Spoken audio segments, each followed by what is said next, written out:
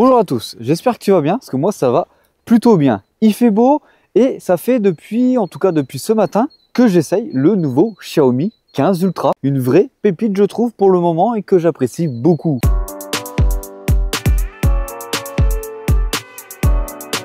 Bien sûr, comme d'habitude, n'hésite pas à t'abonner et à liker. Ça me permet d'acheter ce genre de produits, par exemple, pour venir te les présenter en vidéo. Et ça me permet, pourquoi pas, dans un futur proche, qu'on me les envoie directement et que ça m'évite de venir les acheter. Alors, pour rentrer directement dans le vif du sujet, tu as trois couleurs qui te sont proposées par Xiaomi. Tu as la couleur blanc, c'est la couleur qu'on a actuellement dans cette vidéo. On a la couleur noire et on a aussi une couleur mixte, chrome, simili-cuir, qui rappelle les anciens appareils photo Leica. Perso, je suis pas fan de la couleur. N'hésite pas à me dire en commentaire, toi, quelle couleur tu préfères sur ce Xiaomi. Tu as deux compos qui est disponible sur ce produit, dont une qui est seulement disponible sur la version mixte. Tu as 16 Go de RAM avec 512 Go de stockage à 1503 €. Tu as une version 16 Go de RAM et 1 Tera, exclusivement du coup pour la version Chrome, à 1703 €. Bien sûr, les prix que je te donne ici, c'est les prix sans les offres de lancement que tu peux avoir actuellement sur la boutique ou sur Amazon. Au passage, tu retrouveras en description ce produit si tu veux aller l'acheter. N'hésite pas à passer par ce lien, ça soutient beaucoup la chaîne. Mais avant d'aller plus loin dans mon petit retour, passons directement par la case départ, c'est-à-dire qu'est-ce qu'on a dans la boîte de ce produit. Voici le Xiaomi 15 Ultra, en tout cas sa petite boîte. Tu peux voir qu'elle est assez imposante. Tu pourrais te dire, il y a énormément de choses dedans. Alors on va découvrir ça tout simplement. Hop, voilà, tout simplement. Alors je t'avoue, je suis un petit peu l'acteur, hein. J'ai déjà ouvert la boîte pour venir essayer le produit. Alors là-dedans, qu'est-ce que tu vas pouvoir retrouver? Une petite coque, comme chez Xiaomi, qui nous est tout le temps offert. Une petite coque qui va venir accompagner, bien sûr, ton téléphone. Alors, on n'est pas sur quelque chose de très rigide. Ici, tu vas pouvoir retrouver, bien sûr, un câble USB vers un type C, tout simplement. Et ici, un petit truc que tu viens coller en 3M derrière sur ta coque pour tenir mieux ton téléphone. Nous, ce qui nous intéresse le plus, c'est ceci. C'est le produit en question. Alors, comme tu peux le voir, je l'ai déjà déballé. Hop. On va venir le découvrir. Il est juste ici. Tu peux voir que moi, j'ai choisi la version blanche. Alors, ne t'inquiète pas que ce soit la version blanche ou noire. Ils sont totalement au même prix, comme j'ai pu le dire tout à l'heure. Première prise en main comme ça, comme tu peux le voir, plutôt agréable. On va venir le déverrouiller. Comme ça, tu peux voir à quoi ça ressemble. Bon, bien sûr, on est sur la dernière interface HyperOS. On la connaît tous. Il n'y a pas eu d'énormes changements depuis l'époque dessus. En tout cas, depuis l'époque, c'est quand même une version assez récente. Mais voilà, tu peux remarquer quand même qu'à l'arrière, je te fais un petit zoom, les capteurs photo ils sont quand même très gros. Ça annonce vraiment que du bon en photo. Allez, on passe sur la suite et je te donne bien sûr mon avis sur la photo. Alors le design, ça pose quand même beaucoup de questions à beaucoup de personnes. On n'est pas d'accord sur le fait qu'on aime un design ou pas. Là, sur le côté du Xiaomi, on a un design assez particulier. En tout cas, on reprend les mêmes traces que l'année dernière. On aime ou on n'aime pas, perso. Moi, je ne suis toujours pas l'un des plus grands fans des énormes cercles à l'arrière. Comme tu peux le voir actuellement, on a une différence entre le cercle qu'on a sur le Xiaomi 15 Ultra et le Honor Magic 7 Pro. On est bien plus gros sur le Xiaomi. Du coup, vu qu'on a un énorme bloc photo à l'arrière, de ce que je peux voir actuellement, le téléphone il est surélevé sur la table. Il est un petit peu incliné. Au lieu d'être bien plat comme ça, il est du coup surélevé. Et en plus de ça, quand tu as une prise en main comme ceci, le téléphone a tendance à venir, en tout cas le centre d'équilibre, il n'est pas trop bien équilibré. On va dire qu'il a tendance à repartir vers l'arrière. Bon, ne t'inquiète pas, ça fait aussi ça sur le téléphone Honor. Sur ce téléphone-là, au niveau des dimensions en hauteur, on est à 161,3 mm sur une largeur de 75,3 mm et une épaisseur de 9,35 mm. Son poids, c'est quand même toujours très lourd, c'est 226 grammes. Bon, après, vu tout ce qu'il embarque dedans, j'espère que son poids est justifié. Et ne t'inquiète pas, déjà niveau photo, je te spoil un peu de ce que j'ai pu faire avec, c'est justifié. Franchement, on est sur un téléphone qui est très bien fini. Sur les côtés, on a des bords plats, mais on a aussi des bords plats qui ne sont pas totalement plats. C'est-à-dire qu'au niveau des arêtes, c'est coupé à la serpette et du coup, ça accompagne beaucoup mieux la prise en main du téléphone. C'est bien mieux que le S25 Ultra par contre là-dessus, parce que sur le 25 Ultra, tu es obligé de mettre une coque, parce que sinon, si tu utilises le téléphone sans coque, ça te fait mal à la main. Oui, j'avoue, je suis dans l'extrême, mais c'est pour juste te montrer qu'à quel point là-dessus, c'est quand même beaucoup mieux pensé, je trouve. C'est pareil sur l'Honor Magic 7 Pro, c'est beaucoup mieux pensé pour la prise en main. Sur le dos, sur notre version, tu vas pouvoir retrouver un effet corail. Je ne sais pas si ça se voit à la caméra, surtout avec le soleil qui pète en face de nous. On a un effet corail, j'aime bien, c'est plutôt joli. Alors à l'arrière, du coup, ça ne laisse pas les traces de doigts, il est vraiment confortable en main et ça, on apprécie. En face avant, tu as un écran de 6,73 pouces, Quad HD, taux de rafraîchissement adaptatif de 1 à 120 Hz. On est bien sûr sur de l'AMOLED, on a un taux de luminosité de 3200 nits, on a le Xiaomi Shield de glace 2.0. Alors quand tu le prends en main et que tu as déjà par exemple un S25 Ultra, c'est vrai que tu pourrais te dire, en tout cas ça se voit, c'est réel, l'écran est un petit peu plus petit.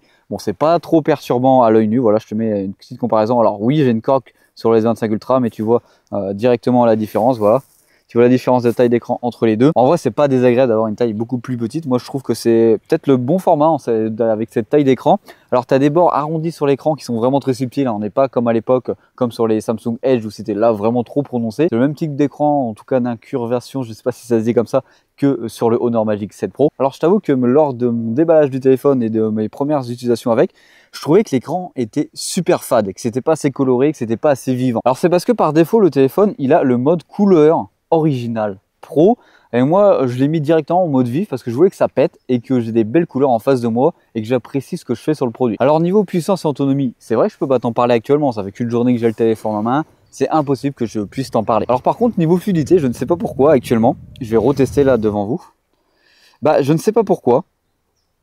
Voilà, ça me le fait encore. Bah, Google Actualité ne marche pas. Je ne sais pas pourquoi. Google Actualité ne s'affiche pas. Bon, moi, c'est pas très grave. Bon, hormis cela, dedans, tu as le Snapdragon 8 Elite, le meilleur processeur du marché actuellement. En batterie, tu vas pouvoir retrouver une batterie de 5410 mAh, une charge rapide de 90 watts et une charge sans fil de 80 watts. Alors, niveau IA, Xiaomi, je trouve qu'ils sont toujours en retard, chose que je ne comprends pas parce que normalement, Xiaomi, ça innove, et là, ça n'innove pas, ça suit plutôt la tendance sans aller trop loin au niveau des caractéristiques et fonctionnalités IA. Tu as par exemple dedans l'écriture IA, la reconnaissance vocale IA, l'interprète IA, les sessions créativité IA. C'est aussi par exemple le Secure to Charge de Google ou Google Gemini. Des choses qu'on a déjà chez tous les autres concurrents sans avoir des fonctionnalités en plus. On a vraiment les fonctionnalités de base. Alors que niveau photo, là, c'est quand même très lourd. Tu vas pouvoir retrouver un appareil principal Leica, vu que tu n'as que du Leica dedans. C'est un équivalent à 23 mm, c'est un 50 mégapixels. Tu vas retrouver un téléobjectif Leica de 200 mégapixels, équivalent à un 100 mm. C'est l'énorme capteur que tu peux retrouver à l'arrière. Il est quand même beaucoup plus proéminent qu'un S24 Ultra. C'est énorme. Tu sais, d'habitude, le téléobjectif, c'est le carré à l'arrière. Et bah là, il est quand même bien plus grand. Tu as un téléobjectif flottant Leica de 70 mm de 50 mégapixels, tu as aussi un ultra grand angle de 50 mégapixels et tu as un zoom numérique x 120 qui, pour une fois, je trouve, sort des photos de bonne qualité. Alors en plus de ça, tu as une caméra selfie de 32 mégapixels. Sur la plupart des clichés que tu peux voir actuellement, j'ai mis le mode Leica authentique parce que je trouve que c'est la meilleure colorimétrie, en tout cas les plus belles photos que ce téléphone là sort plutôt que la partie vibrante. En vrai, la qualité globale des photos, elle est vraiment très bonne, c'est très impressionnant. Je trouve que tu as beaucoup de netteté et des détails à haut niveau. Par contre, j'ai essayé de comparer les deux téléphones actuellement, hein, même si ne t'inquiète pas, je vais venir faire une vraie comparaison entre le S24 Ultra et le Xiaomi 15 Ultra et aussi le Honor Magic 7 Pro. Oui, on va venir comparer les trois meilleurs modèles actuellement sur le marché. Bah, je trouve que le Xiaomi se débrouille moins bien que le S25 Ultra et je trouve ça flagrant. Entre le zoom x10 et le zoom x, je mets quelques photos actuellement, alors qu'après maintenant, dès que tu passes sur des zooms beaucoup plus hauts, dès que tu arrives dans les zooms 80, 100, le Xiaomi là se démerde beaucoup mieux. Au niveau vidéo, j'ai bien aimé ce que j'ai pu filmer avec le produit. Et déjà, tu peux enregistrer en 8K 30 images par seconde et tu peux en filmer aussi en 4K jusqu'à 120 images par seconde. Je mets dès à présent les vidéos que j'ai pu tourner avec. Là, on est en vidéo 4K 60 images par seconde.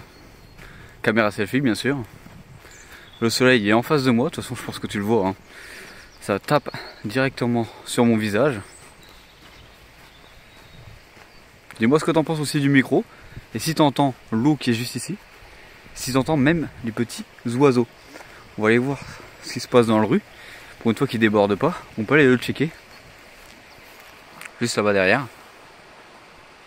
Ok, on n'a pas de grand angle en 4K 60 images par seconde.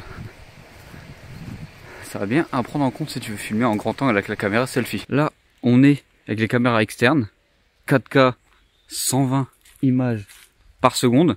Alors juste avant de lancer, j'ai eu un petit message comme quoi je ne pouvais pas filmer plus de 6 minutes avec cette option.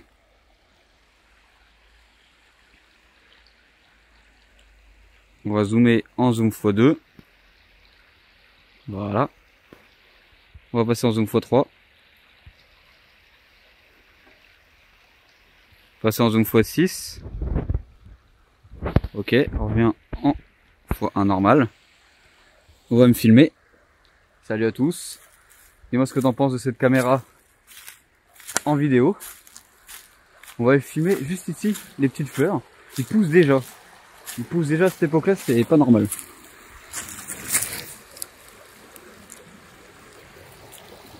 Puis là-bas on a la rue. Alors là je suis reparti en 4K 60 images par seconde. Parce que là ça utilise les autres optiques pour filmer. Alors qu'en 120 images par seconde, ça ne les prend pas en compte. Donc là, on va refaire le test du zoom en zoom x3. Ouais, voilà, donc c'est déjà beaucoup plus qualitatif. En zoom 4,3. Ça, franchement, ce zoom-là, ce capteur-là, je le trouve vraiment très qualitatif. Parce qu'en plus, ça, peut-être tu t'en rends pas compte à la vidéo, Parce que c'est la vraie couleur du bois que je vois avec mes yeux. Ça c'est hyper intéressant. Vous allez voir là-bas si je peux aller taper à la maison. Wow, en vrai en vidéo c'est très qualitatif. Pour une première impression. Là je suis en zoom x10. Est-ce qu'il va réussir à faire le focus à travers? Ouais c'est bon, il a réussi à faire le focus derrière. En vidéo, jusqu'en zoom x10, très impressionnant. On passe en zoom x15, ça va encore. Zoom x30. Même le zoom x30 en vidéo. Là c'est juste moi qui galère avec le focus. Quand le téléphone n'arrive pas à faire le focus entre les deux. Bon, je lui demande quand même quelque chose de compliqué. Mais en vidéo, on va repasser de l'autre côté comme ça. Petite pépite pour l'instant ce que je peux voir en vidéo avec ce téléphone. Très bon. La petite vidéo, on va aller voir la mini cascade qu'on a là-bas en 4x3. Donc là il fait le focus sur la branche qui est devant, on va essayer de faire le focus derrière, voilà.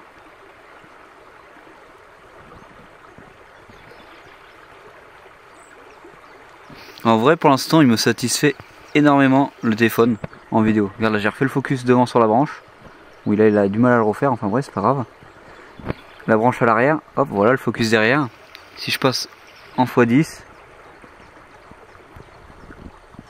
c'est encore très qualitatif en x10 hein. Donc voilà, on arrive sur la fin de cette vidéo, j'espère qu'elle t'aura plu. Comme d'habitude n'hésite pas à t'abonner et à liker parce que vendredi, si je me trompe pas, je sors, normalement ouais c'est normalement vendredi si j'ai bien eu le temps de monter la vidéo, elle sort vendredi entre le Honor Magic 7 Pro, le S25 Ultra et le Xiaomi 15 Ultra, un beau comparatif en photo et vidéo pour voir quel est vraiment le meilleur appareil photo cette année en vidéo. Comme ça on va avoir un vrai comparatif, on ne sera pas obligé de se baser par exemple sur le classement de DxMark qui est un peu biaisé selon moi, et on pourra se faire un vrai avis personnel sur quel est le meilleur téléphone en photo et vidéo. Voilà, comme d'habitude, c'était Hugo sur la chaîne Gigatop.